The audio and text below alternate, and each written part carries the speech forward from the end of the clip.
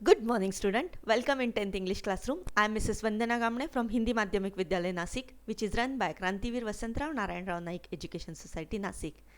बच्चों, हम लोगों ने कल तक यू स्टार्ट डाइंग स्लोली यह पोएम देखी. ये बहुत ही सुंदर पोएम है.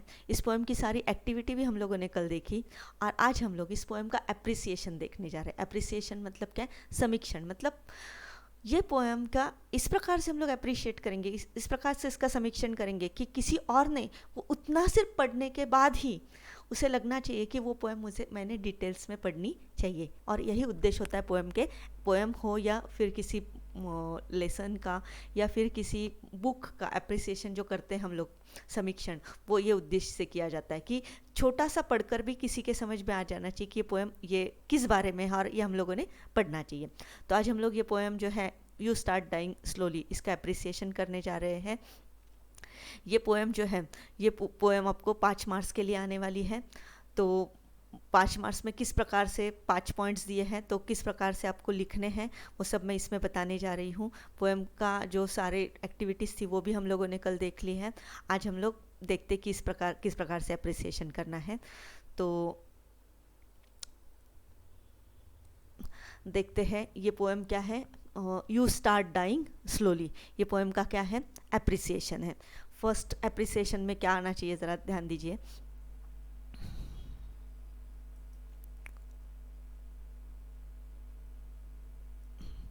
हाँ, फर्स्ट क्वेश्चन क्या होता है इसमें से 5 पॉइंट्स आपको लिखने हैं. पहला पॉइंट क्या होता है? Title of the poem. Poem का टाइटल क्या है? तो पोएम की तरफ देखकर ही आपको क्या लिखना है? Title. You start dying slowly, ये क्या है? पोएम का टाइटल है. इतना लिखोगे तो आपको कितना मार्क्स मिलेगा? 1/2 मार्क्स मिलने वाला है, बराबर है, आधा मार्क्स मिलने वाला है. फिर नेक्स्ट है name of the poet. Poet का नाम. पोएट मतलब कवि. कवि का नाम क्या है इसमें?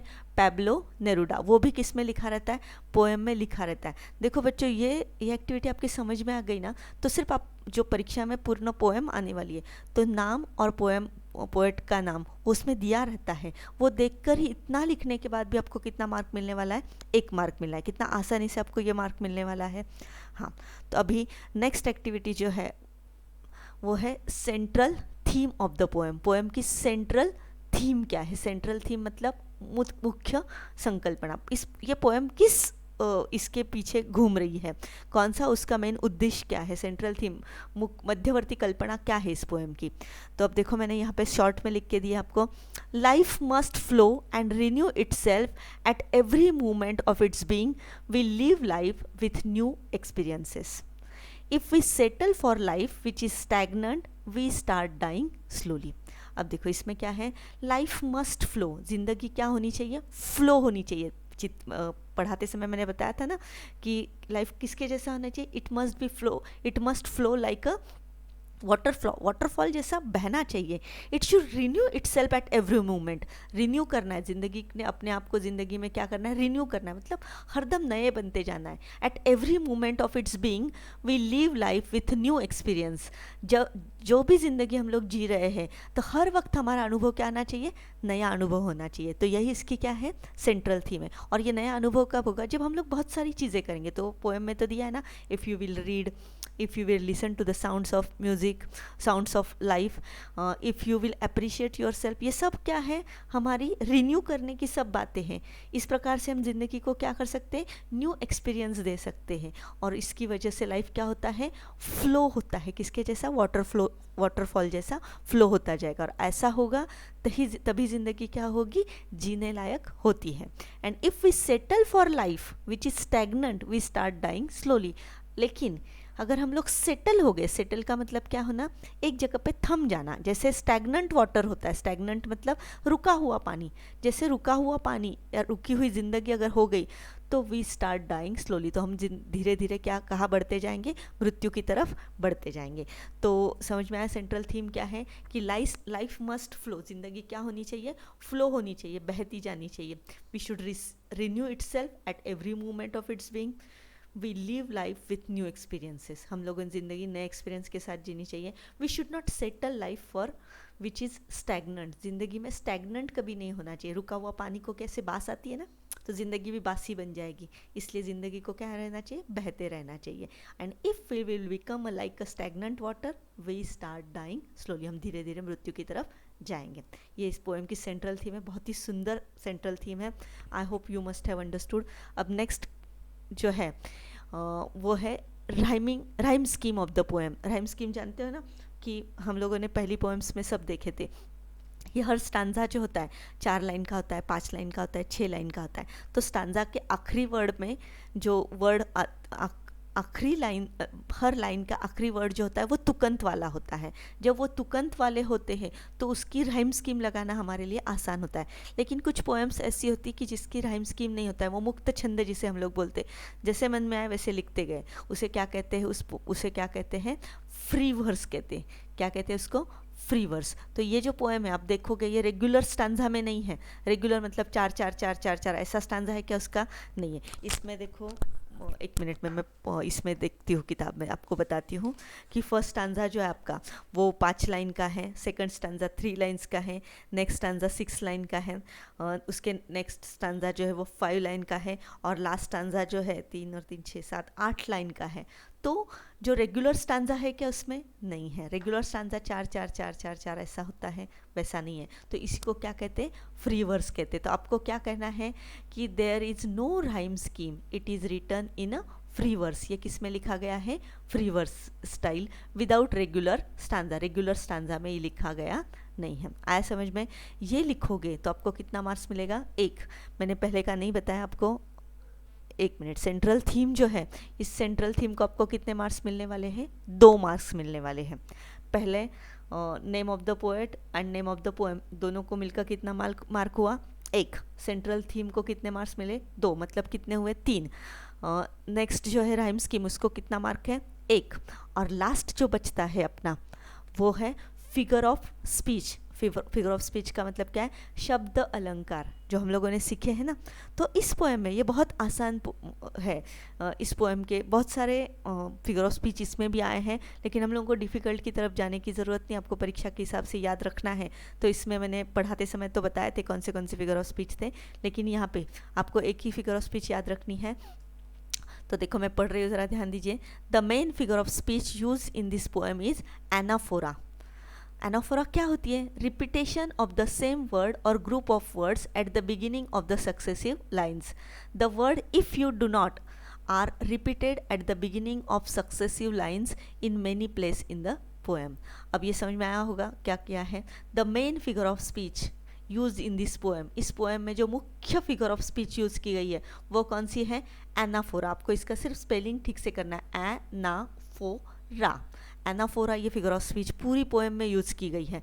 तो क्या है ये anaphora, repetition of the same word और ग्रुप ऑफ वर्ड्स। रिपीटेशन हुआ है, रिपीटेशन मतलब बार बार बार बार आया है। हम लोगों ने देखा ना कि 12 बार वो शब्द आया है, वो लाइन आई है। Repetition of the same word और ग्रुप ऑफ वर्ड, एक ही शब्द नहीं, ग्रुप ऑफ वर्ड्स भी हो सकते। Eight the beginning of the successive line, line के बिगिनिंग में एक ही वर्ड का ग्रुप अगर बार बार आया तो वो फिगर ऑफ स्पीच कौन सी होती है, एनाफोरा। आया समझ में? तो इस पोएम में क्या हुआ, the words if you do not, ये जो वर्ड्स है ना, इफ़ यू डू नॉट, ये शब्दों का बंच है। तो ये क्या हुआ है, it is repeated for 12 times. कितनी बार आया है ये, 12 टाइम आया है। और इसीलिए ये फिगर ऑफ स्पीच कौन सी है, एनाफोरा है। पूरी लाइन में अलग अलग स्टांजाज में ये आई है, if you do not, if you do not, if you do not, इसलिए ये फिगर ऑफ स्पीच कौन सी है, एनाफोरा है। आया समझ में? बहुत सारी जगह पे ये आया है। तो फिगर ऑफ स्पीच कैसे लिखनी, आया समझ में? तो ये लिखने के बाद आपको कितने मार्क्स मिलने वाले हैं, 1 मार्क मिलने वाला है। तो बच्चों पूर्ण पोएम का एप्रिसिएशन हम लोगों ने देखा, कितना सिंपल है। फर्स्ट क्या आपको लिखना है, name of the poem, name of the poet, दोनों मिलकर कितना मार्क है, 1। और ये 1 मार्क तो बहुत आसान है, पोएम आपको परीक्षा में दी जाती है, उसी में से ऊपर से नेम ऑफ द पोएम लिखना है और नीचे नेम ऑफ द पोएट दिया है वो ढूंढना है, और वो दोनों लिखकर कितने मार्क्स मिलने वाले आपको, 1 मार्क मिलने वाला है। सेकंड क्या था आपका, सेंट्रल थीम। सेंट्रल थीम थोड़ी सी बड़ी लिखनी है, समझ कर लिखनी है, इसके लिए इसको 2 मार्क्स दिए हैं। तो कितना, सेंट्रल थीम क्या है इस पोएम की, लाइफ मस्ट फ्लो। लाइफ क्या होना चाहिए, बहना चाहिए। You should not live life like a stagnant water, stagnant water जैसा रहना, रुका रहना नहीं है। तो आपकी ज़िंदगी क्या हो जाएगी, you will lead a very happy life. But if you will not do all these things, ये सब बातें आप नहीं करोगे, यू स्टार्ट डाइंग स्लोली। तो poet if you do not ये बार बार कह के आपको क्या कह रहा है कि चेतावनी दे रहा है, अगर ऐसा नहीं करोगे ना जल्दी मर जाओगे, मृत्यु की तरफ आप धीरे धीरे बढ़ते जा रहे हो। ज़िंदगी अच्छे से जीनी है तो you should read, you should listen to the sounds of life, you should travel. ये सब बातें कौन बता रहा है, पोएट बता रहा है। तो ये सेंट्रल थीम समझ में आई। नेक्स्ट जो था सेंट्रल थीम के बाद, राइम स्कीम क्या है पोएम की। राइम स्कीम कब होती है, जब रेगुलर स्टांजा होता है, 4 लाइन का, 5 लाइन का, 6 लाइन का एक स्टांजा होता है। ऐसे 6 लाइन के स्टांजा 4 हुए, 5 हुए, तो वो रेगुलर राइम स्कीम होती है। लेकिन इसमें राइम स्कीम नहीं है, ये क्या है, फ्री वर्स में है। अब मुक्त छंद जिसे हम लोग बोलते हैं, हिंदी में आप मुक्त छंद जानते हैं ना, उसमें लिखा हुआ है ये, इसलिए उसको भी कितना मार्क मिलेगा आपको, 1। और लास्ट आता है आपका figure of speech. Figure of speech तो इस पोएम का याद रखने का, आंखें बंद करके एक ही लाइन रिपीट हुई है बार बार, इफ़ यू डू नॉट, ये 12 टाइम्स आई है, और इसलिए ये क्या है, एनाफोरा है। एनाफोरा जो ग्रुप ऑफ वर्ड्स जो होता है वो लाइन के शुरू में आता है बार बार पोएम में, तो उसको क्या कहते हैं, एनाफोरा कहते हैं। बच्चों इतना सब कुछ लिखोगे तो आपको कितने मार्क्स मिलने वाले हैं, 5 मार्क्स मिलने वाले। बहुत आसानी से लिख सकते हो ये।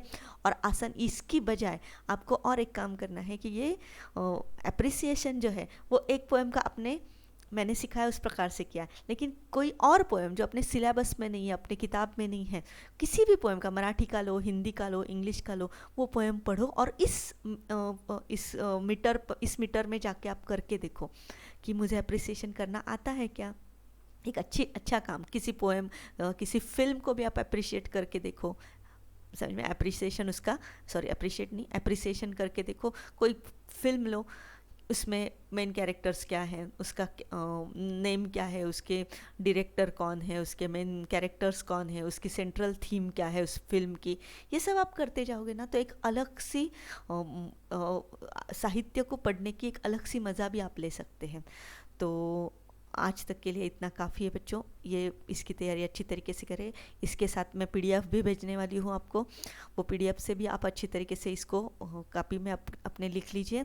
और इसके बाद इस पोएम को अप्रिशिएशन फिर से मेरा लिखवाने के बाद अपने मन से करके देखिए। एक बार आपका पक्का हो गया तो आप किसी भी पोएम का अप्रिशिएशन आराम से कर सकते हैं। तो फिर से हम लोग नेक्स्ट लेसन के साथ मिलेंगे, तब तक के लिए धन्यवाद, थैंक यू।